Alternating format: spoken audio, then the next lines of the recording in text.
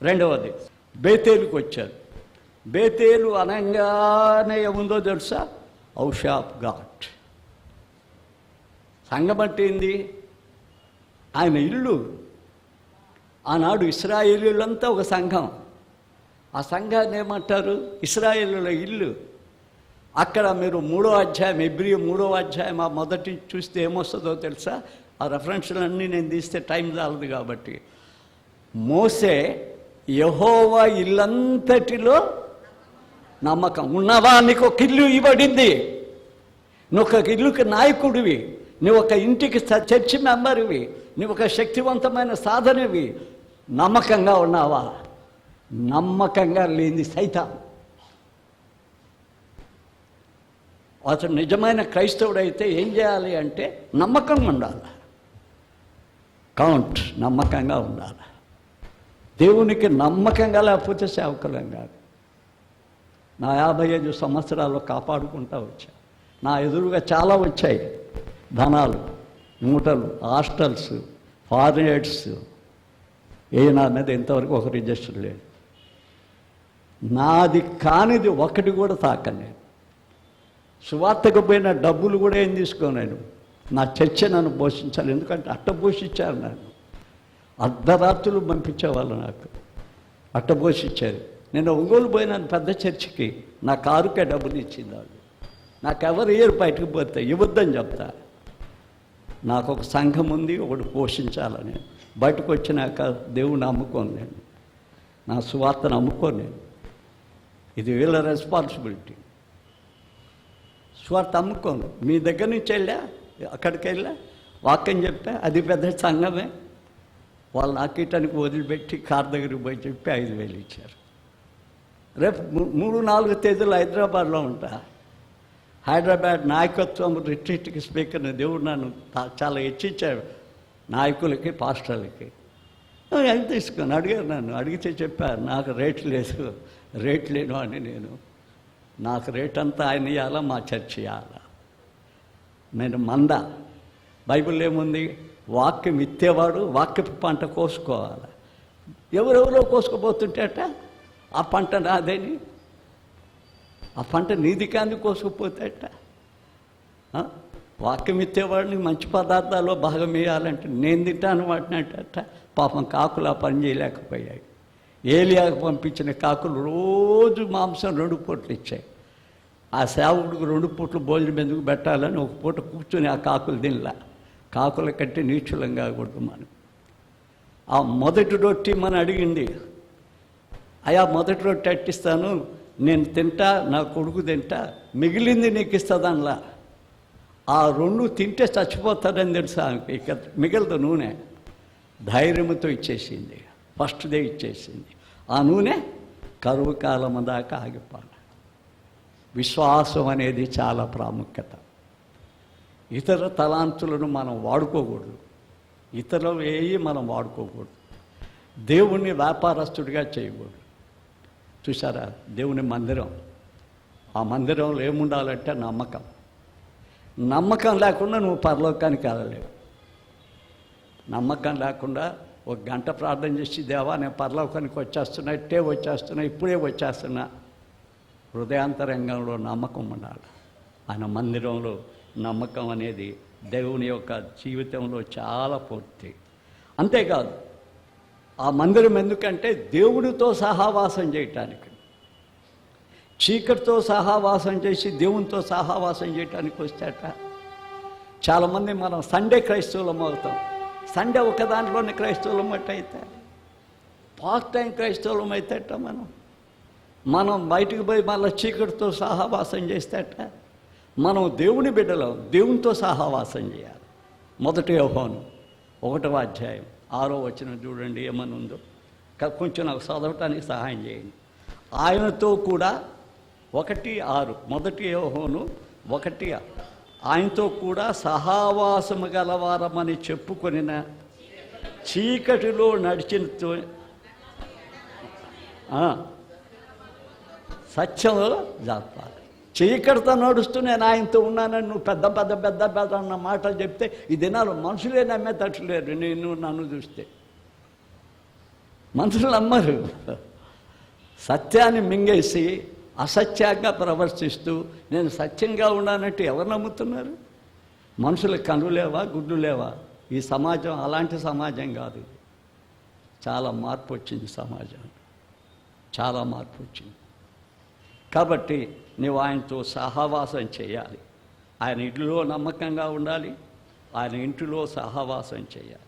న్యాయాధిపతుల గ్రంథం 6, 20, 26, 27, 20, 26, 27 చూసారా? వీరందరూ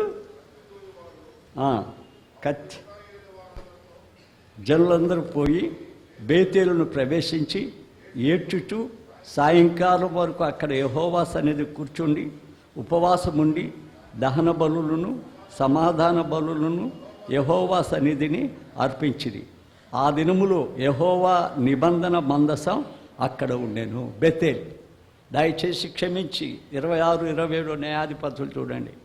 ఆ బేతేల్లో ఏముంటుందో ఉపవాసం, దహన బలి అంటే నా ప్రార్థన ధూపం, నేను ఎత్తుట సాయంకాలం నైవేద్యం ప్రార్థన. అక్కడ ఏముందంటే నిబంధన మందసం. నిబంధన మందసం. బాప్టిజం తీసుకునేటప్పుడు ఒక నిబంధన చేస్తావు. చర్చి నాయకులుగా నేను తీసుకొచ్చి ఇక్కడ నిలబెట్టి ప్రార్థన చేసేటప్పుడు ఒక నిబంధన చేస్తారు. చక్కగా న్యాయంగా ధర్మంగా దేవుని పనిగా చేస్తామని ఎన్నిసార్లు 23 సార్లు ప్రమాణం చేశారు ఇక్కడ నిలబడిన నాయకులు. 23 సార్లు. పర్వాలేదు, ఇక్కడ అది చేయవచ్చు, బయట అది చేయవచ్చు అంటే 23 సార్లు ప్రమాణం చేసిన వాళ్ళు. మేము ప్రమాణం చేసిన వాళ్ళు జాగ్రత్తగా ఉండాలి కదా.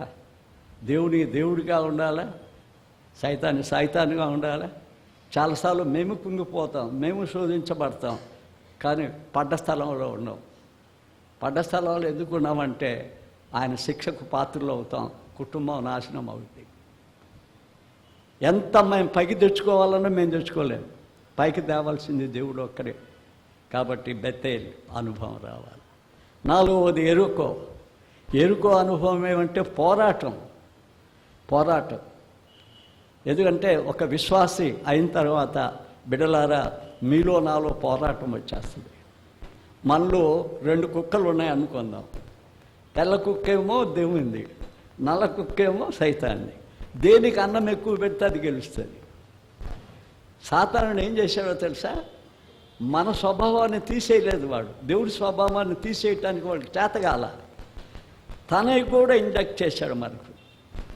ప్రేమిస్తాం, ద్వేషిస్తాం, ఉపకారం చేస్తాం, అపకారం కూడా చేస్తాం. చాలా భక్తుడి మాటలు మాట్లాడతాం, సైతాన్ తిట్లు తిడతాం, సైతాన్ మాటలు మాట్లాడతాం. 2 టంగులు. ఎక్కడి సైతాను? మనలో ఏదోను తోటలో అవ్వతో చేసిన పని అది పోరాటమే. మనకు జీవితాంతం ఆ పోరాటం ఉంటుంది. కానీ నీ పోరాటంలో, నా పోరాటంలో ఎవడు గెలవకూడదు? సైతాను గెలవకూడదు. ఎవడు గెలవాలా? దేవుడు గెలవాలి. సాతాను కలవకుండా దేవుడు కలగాలంటే ఆ యొక్క బూర ఏం చేశారో తెలుసా? 6 దినాలు దిగి ఆ చుట్టూ తిరిగి ఏం చేశారు వాళ్ళు? బోరలు ఊదారు కదా, ఆ గోడలు కూలిపోయాయి. సంఖ్యాకాండం మనం చూస్తే అద్భుతం చేశాడు దేవుడు. వారు యుద్ధం సంకల్పం ఏందంటే 7 దినములు వారు బూరాలు ఊది తర్వాత తట్టు తిరిగారు. 7 దినాలు తిరిగారు. తర్వాత వాళ్ళు ఏం చేశారంటే మోసాబు అని ఒక బోర తీసుకుని ఊదినప్పుడు అవి కలిపి పడిపోయినాయి. జయం ఉంది. మనకు జయం రావాలి. నీవు నేను క్రైస్తవ జీవితాన్ని జీవించినప్పుడు తప్పకుండా మనకు జయం వస్తుంది. జయం రావటమే క్రైస్తవ జీవితం యొక్క ప్రాముఖ్యమైంది. చూస్తారా? రోమా 8వ అధ్యాయంలో అపోస్తుడైన పౌలు ఏమంటాడో చూడండి, ఏం మాట్లాడుతాడో చూడండి. ఆయనకి ఎన్ని కష్టాలు వచ్చాయో చూడండి. 35వ వచనం నుంచి చూద్దాం. క్రీస్తు ప్రేమలో నుండి మనను ఎడబాపు. 8:35 ఎడబాపు వాడెవడు?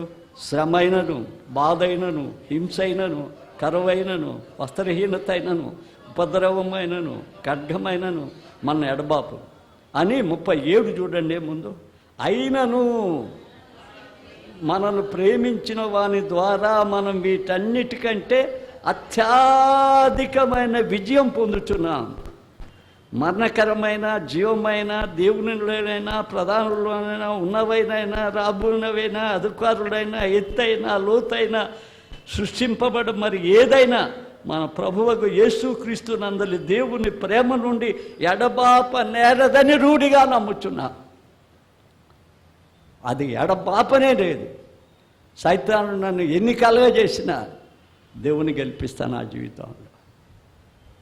నీ జీవితంలో, నా జీవితంలో అది ఛాలెంజ్ తెలుసా. సున్నతి చేయబడకుండా హృదయం ఎత్తపడం, దేవుని ఇంట్లో నమ్మకంగా ఎత్తపడలేవు. మూడవది ఏంది?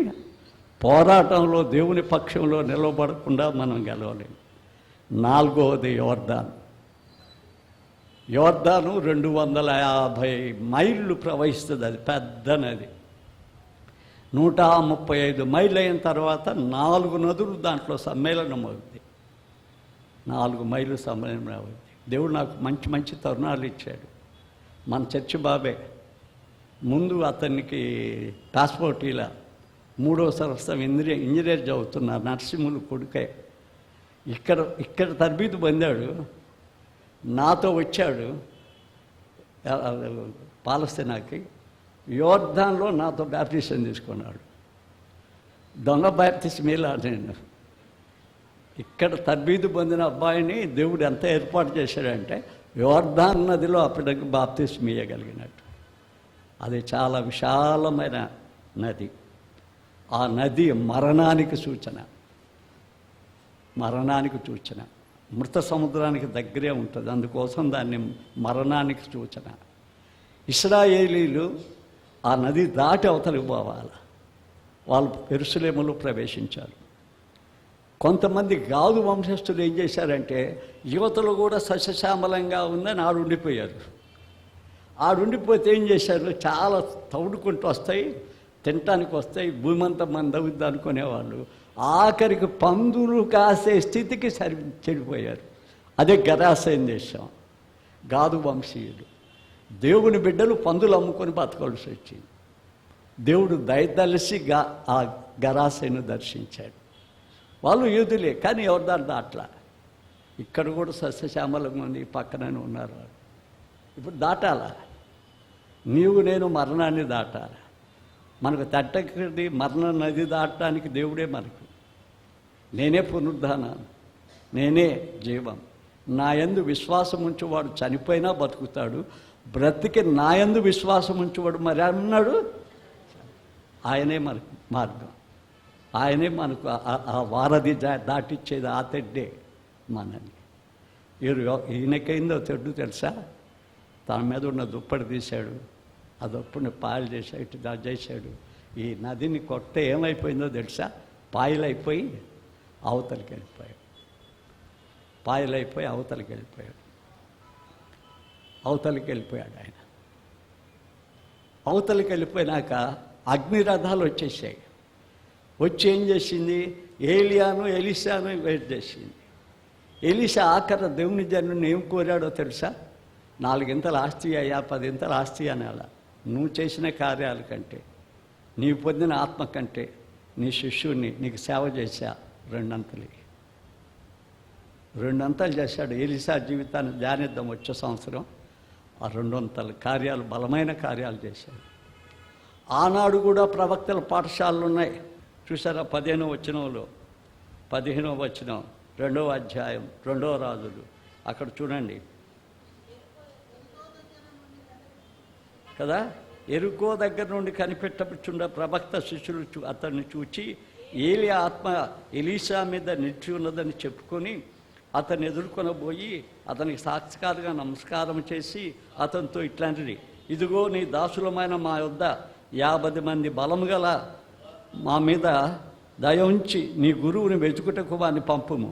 యెహోవా ఆత్మ అతని ఎత్తి ఒక పర్వతం మీదనైనను లోయలోనైనను వేసి ఉండును కనేమోనని మనవి చేయగా. ప్రవక్తల పాఠశాలలు అప్పుడు ఉన్నాయి, ఇప్పుడు కూడా ప్రవక్త పాఠశాలలు ఉన్నాయి. వాడు 3 రోజులు సర్టిఫికేట్ తీసి అక్కడ తీసుకుని వచ్చి ఏమంటాడంటే, నేను సెమినార్ చదివానయ్యా. ఏంది సెమినార్ నీది? ప్రవక్త పాఠశాల. నేను ఎన్ని సంవత్సరాలు సెమినార్ చదివానో తెలుసా? STH 4 సంవత్సరాలు చదివా, BTH 4 సంవత్సరాలు చదివాను ఎక్స్టెన్స్గా. అసరంపూర్ యూనివర్సిటీ వాళ్ళే నన్ను ఫస్ట్ చేసి 1 year 9 పేపర్స్ ఇచ్చారు. లేకపోతే అది కూడా 4 సంవత్సరాలు చదవాలి.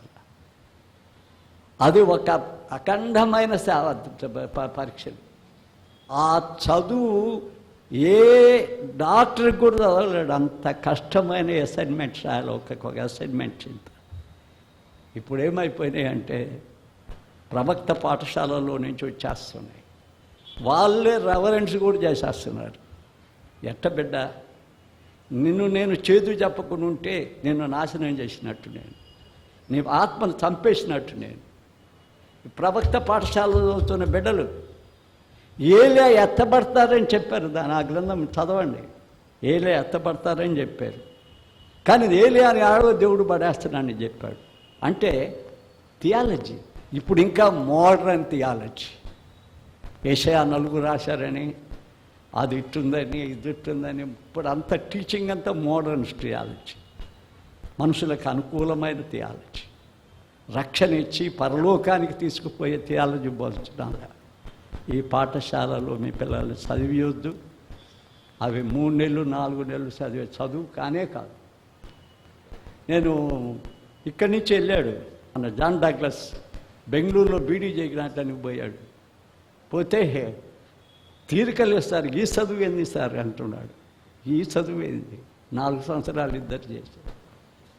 ఎంత కఠినమైంది అంటున్నారు. కాబట్టి దేవుని దగ్గర కఠినంగా నేర్చుకోవాలి. ఎలీషా కొన్ని సంవత్సరాలు ఏలియా దగ్గర నేర్చుకున్నాడు. యేసుక్రీస్తు ప్రభు దగ్గర 3.5 సంవత్సరాలు కఠినంగా నేర్చుకున్నారు. వాళ్ళకి తరబీదు ఎక్కడ పెట్టాట. ఏలియా దగ్గర ఎలీషా నేర్చుకునేటప్పుడు తాను జుండే భూములని 12 అరకలంటే అన్ని భూములు ఉంటాయి, అన్నీ వదిలేశాడు. వదిలేశారు వీళ్ళు యేసుప్రభు శిష్యులు. బిడ్డ, త్యాగం ఉండాలా, సమర్పణ ఉండాలి. కష్టాలు వస్తాయి, నష్టాలు వస్తాయి, నిందలేస్తారు. మనమేమన్నా అడ్డం తిరిగితే మన మీద పెద్ద పెద్ద బండలు వేయటానికి రెడీగా ఉంటారు. వాటిని కూడా ఎత్తేటవతలు వేసేస్తాం మనం. ఆ బండలు మనల్ని ఏం చేయం, వాటి తినేళ్ళకి కూడా చేసేస్తాడు దేవుడు. కాబట్టి ఆయన యందు విశ్వాసం ఉంచాలి. ప్రతి క్రైస్తవుడు ఎత్తబడాలి. ఇంకొక విషయం చూసి నేను ముగిస్తాను. 2 కొరింథీకి రండి, 12వ వచనం. అపోస్తుడైన పౌలుని, ఆయన పౌలత్వాన్ని కొరింథీ పత్రిక వాళ్ళు విమర్శిస్తారు, ఆయన అపోస్తుడు కాడని. అప్పుడు ఆయన ఒక మాట చెప్తాడు చూడండి. అతిశయపడుట నాకు తగదు, కానీ అతిశయపరచబడవలసి వచ్చినది. ప్రభు దర్శనమును గురించి ప్రత్యక్షత గురించి చెప్పుదును. క్రీస్తునందు ఒక మనుషుని నేను ఎరుగుదును. అతడు 14 సంవత్సరముల క్రింద 3వ ఆకాశమును కొనిపోబడను. అతడు శరీరంతో కొనిపోబడను, నేను ఎరుగను. శరీరము లేక కొనుక్కోబడను, నేను ఎరుగును. అది దేవునికి తెలియదు. ఇప్పుడు చాలామంది ఈ మోడర్న్ థియాలజిస్టులు ఏం చేస్తున్నారంటే, ఏలియా ఎట్లా ఎత్తబడతాడు, ఎత్తబడలేదు, ఎక్కడ దాచిపెట్టాడు దేవుడు అంటారు. ఎంత తప్పది. శరీరముతోనే 3వ ఆకాశం పరదేశి. అది పరదేశికి పౌలుని తీసుకుపోయి మాట్లాడి మళ్ళా పంపించాడు. ఆయన అంటాడో, నేను శరీరముతో పోయింది నాకు తెలియదు, ఆత్మతో పోయింది నేను తెలియదు. యేసును చూచా, యేసుతో మాట్లాడా. రెండవది ఏంటంటే, చనిపోయి కుళ్ళిపోయిన లాజరు దాన్ని లేపేశాడు. ఆయన మధ్యలో మార్చవచ్చు, మనిషినే లేపకపోవచ్చు. ఆయనకు అసాధ్యమైనది ఏది లేదు. దేవుని శంకించకూడదు. మోడర్న్ థియాలజీ శంకిస్తూ కొత్త కొత్త భావాలు చెప్తున్నారు. దేవుని యొక్క శక్తి అలాంటిది. ఏ రీతిగా అయినా మనం ఎత్తబడతాం. దానికి సంతోషకరమైంది, అది వందనకరమైంది. మీకు ఇది వరకు చెప్పేవారన్నా కొత్త వాళ్ళు ఉంటే వాళ్ళు కూడా వినటానికి, పాత వాళ్ళు వినటానికి. దేవుడు నాకు నిశ్చయిత ఇచ్చాడు. ఇంకా జాగ్రత్తగా ఉంటున్నా నేను. ఇంకా ఆయనతోనే ఉంటున్నా రాత్రింబవులు తెలుసుకోవటానికి. మే నెల 12వ తేదీ యేసు ఎందుకు అనే బుక్ రాయడానికి ప్రారంభం చేశాను. యేసు ఎందుకు అని. నేను వచ్చి నా రూమ్లో ఉన్న వీళ్ళందరూ బయటకు వచ్చాను. నేను ఒక్కనా నా బెడ్రూమ్లో ఉన్నా. మొత్తం తెల్లగా అయిపోయింది. పైనుంచి దిగుతుంది ఒక పెట్ట కట్టి భలే విలువైందంత మెరిసిపోతుంది, రత్న ఖచ్చితమైంది. మేల్కొని ఉన్నా, స్నానం చేసా, ఊరికే బెడ్ మీద పండుకున్నా. 9కి బిగించేద్దాం రాత అని. ఒక్కసారి చూస్తే కొంచెం దైవ భయం వేసింది. వెంటనే మోకాలు ఉన్నాను, వెంటనే కన్నీళ్ళు కాశాను. దేవా, నాకు గ్రేస్ పీరియడ్, నా బిడ్డలు సెటిల్ కాలేదు, నీ పుస్తకాలు ఇంకా పూర్తి చేయలేదు. ఇప్పటికి 100 కీర్తనలు 4 పుస్తకాలు రాశా, ప్రింట్ అయినాయి. ఇంకా ఒక 50 కీర్తనలు రాయాలి. నీ పని సంపూర్ణంగా చేసిన దాకా నన్ను బతికించు. నా బిడ్డలు క్షేమం నేను చూసిన దాకా బతికించు. చాలా ఏడ్చి కన్ను తీసే లోపలికి ఏమీ లేదు. కానీ నాకున్న నిశ్చితం ఏంటంటే, ఆయన నన్ను సేవకు పిలిచాడు, ఆయన మళ్ళా నన్ను తీసుకుపోతాడు.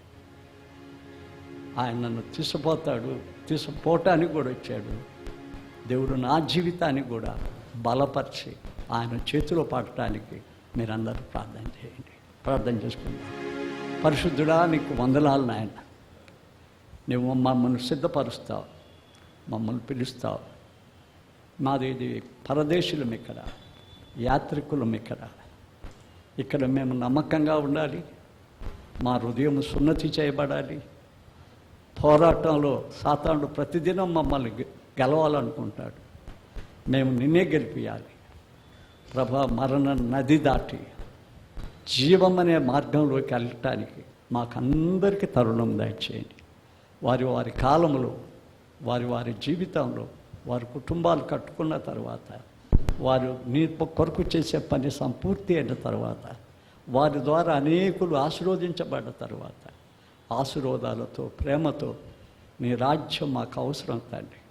ఏలే అనుకొని పోబడ్డ దేవుడవు నీవు తండ్రి. మా జీవితంలో కూడా మేము పరలోక వాసులం కావాలని నీ కృపా సన్నిధిలో, ఇది తాత్కాలికమైంది, ఇది సమాధుల పుట్ట. ఏ కులం, మతం, సమాధి తోటలో పనికిరాదు. అలాంటి జీవములో సార్వత్రికమైన భావాలు, సౌభద్రం కలిగి జీవించే జీవితం దయచేయమని క్రీస్తు పేర వేడుకుంటున్నాము తండ్రి. ఆమేన్.